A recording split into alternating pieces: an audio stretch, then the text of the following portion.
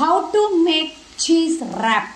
The cheese wrap la தக்காளி வெங்காயம் நான் சின்ன வெங்காயம் யூஸ் பண்ணியிருக்கேன். சின்ன வெங்காயம் குடமிளகா கேரட் இதெல்லாம் போட்டு ஃபஸ்ட்டு நெய் விட்டு நல்லா சாட்டே பண்ணுறேன். அது கொஞ்சம் அப்படியே கலர்லாம் மாறக்கூடாது. கலர் மாறாமல் அப்படியே லைட்டாக சாட்டே பண்ணணும். அது வெந்தும் வேகாமல் இருக்கும். ஆஃப் பாயில் சைனீஸ்லாம் சாப்பிட்ற மாதிரி இருக்கும்.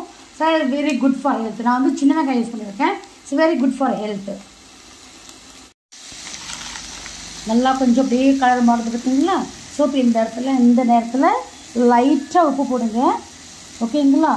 லைட்டாக உப்பு போட்டாலே போதும். ஃபைன் சாப்பாக பண்ணணும். அப்போ தான் நீட்டிட்டு ரொம்ப அழகாக இருக்கும் பார்க்குறதுக்கு. அந்த மாதிரி பொடி ஒன்று செஞ்சு வச்சுருக்கேன், மசாலா பொடி. அதையும் இதில் போட்டு சாட்டே பண்ணணும். ஓகேங்களா? பண்ணிவிட்டு லைட்டாக வந்து நான் டொமேட்டோ கெச்சப் விடுறேன். அது நல்லா டேஸ்ட் கொடுக்கும் உங்களுக்கு. தண்ணி விடுவோம். பாருங்கள் என்ன இவ்வளோ கலர்ஃபுல்லாக வந்திருக்கு. ஸோ நமக்கு வந்து ரேப்புக்கு வேண்டிய ரெடி ஆகிடுச்சு. இவ்வளோ கலராக இருக்குல்ல, நமக்கு ரேப்புக்கு வேண்டிய அந்த மசாலாலாம் ரெடி ஆகிடுச்சு. நமக்கு இப்போ எடுத்துட வேண்டியதுதான். எடுத்து சப்பாத்தி போட்டு அதில் வந்து சீஸை போட்டு நம்ம நல்லா டெக்கரேட் பண்ணி நம்ம எடுக்க வேண்டியதுதான். ஸோ சப்பாத்தி ரேப்புக்கு வேண்டிய சப்பாத்தி நான் ரெடி பண்ணிகிட்ருக்கேன். இதுக்குள்ளே இப்போ நம்ம ஸ்டஃப் பண்ணி ரோல் பண்ணி வைக்க போகிறோம். நம்ம இவ்வளோ அழகாக பபுள் வருது பார்த்தீங்களா?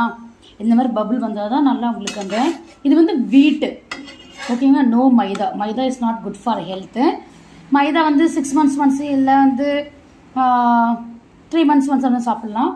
பட் வீட் is very good for health. ஓகேங்களா? ஸோ நான் முக்கால்வாசி வீட் யூஸ் பண்ணுறது இஸ் வெரி பெஸ்ட்.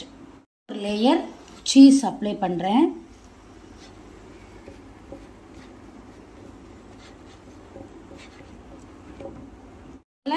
நம்ம செஞ்சு வச்ச அந்த மசாலாவை வச்சாச்சு. நம்ம இதுக்குமே நான் திரும்பவும் சீஸ் போட போகிறேன்.